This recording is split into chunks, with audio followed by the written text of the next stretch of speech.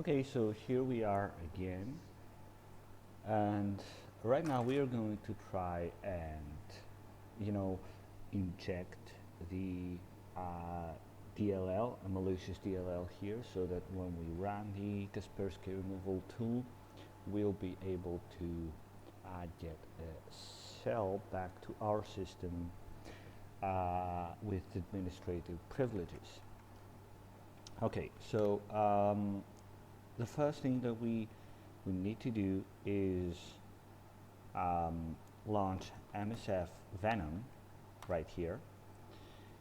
With these options, we want the file to be a DLL, we want to specify the L host and the L port. I usually implement the HTTP or HTTPS ports because many times firewall rules are blocking connections to other ports. And of course we're going to use a stageless interpreter shell because it will make our life easier for post-exploitation. So let's try and craft it.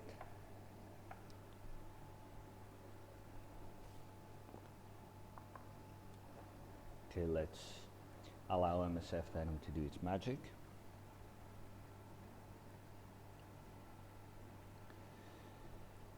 Okay, we have that removal tool right here, and right now what we want to do is transfer it here. As you remember, it's being called from the same directory that the removal tool is, but the problem is that if we try to upload it, as you can see now, we'll get an error.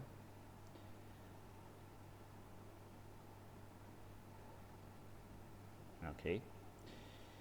Obviously we cannot upload or download tools, but what we can do is use the SMB server tool from the in-package suite, set up a fake SMB server. Okay. Let's connect to this server.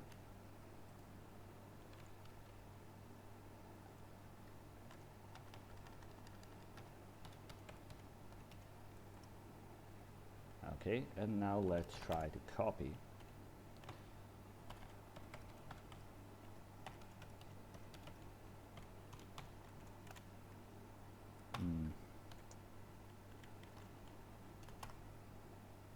Let's try to copy this file here.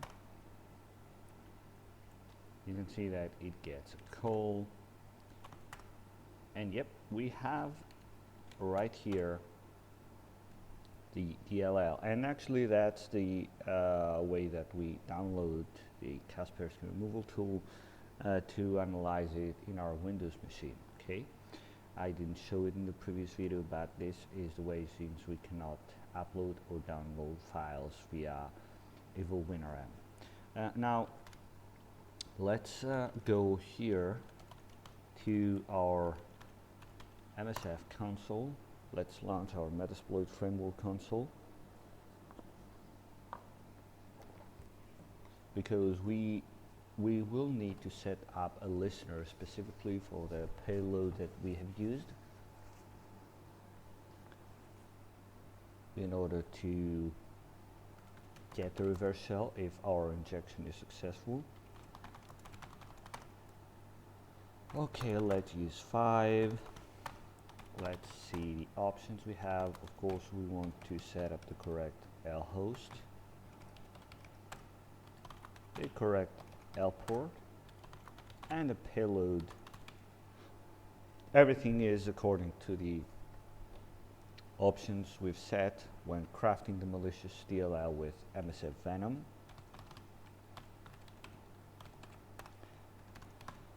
And let's run our Metasploit. Okay, we got a Meterpreter session. Now I previously run the tool. Okay, so we got a session here. Nice. you should go here and run the tool like this and press enter. Okay, I did it before to test it. Okay, so I should make sure we will not waste any time. And let's see what user we have here. We have cPowers. Okay, so we have gotten this interpreter shell with administrative rights. And if we say hash dump here, we can dump the hashes of the cPowers and all the users in here. Nice. If we go here and paste this,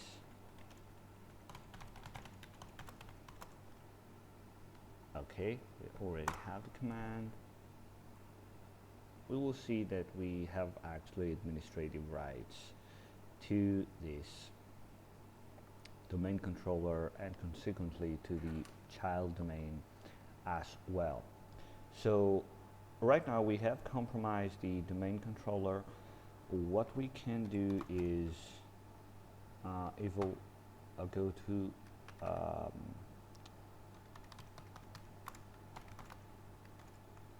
okay, now let's add cPowers here to the remote desktop users local group. Of course it will say that it's already in there because I did it before, okay, but originally that's not the case. Okay, when you do the lab for the first time, this account will not be a member of the remote desktop users.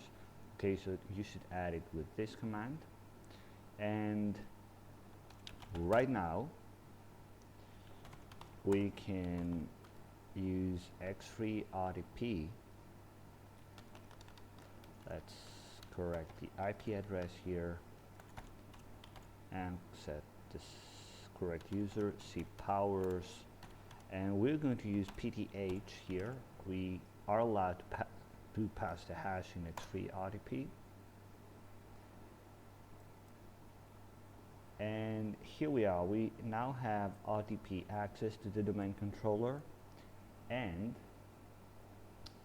we can start exploring options for our post-exploitation techniques, because as you remember, we want to gain domain admin rights to the parent domain as well. We have compromised the domain controller. Okay, we can go here and find the flag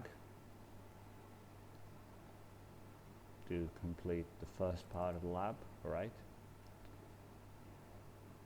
and then we can move on to compromise the parent domain, which we're going to see in the next video.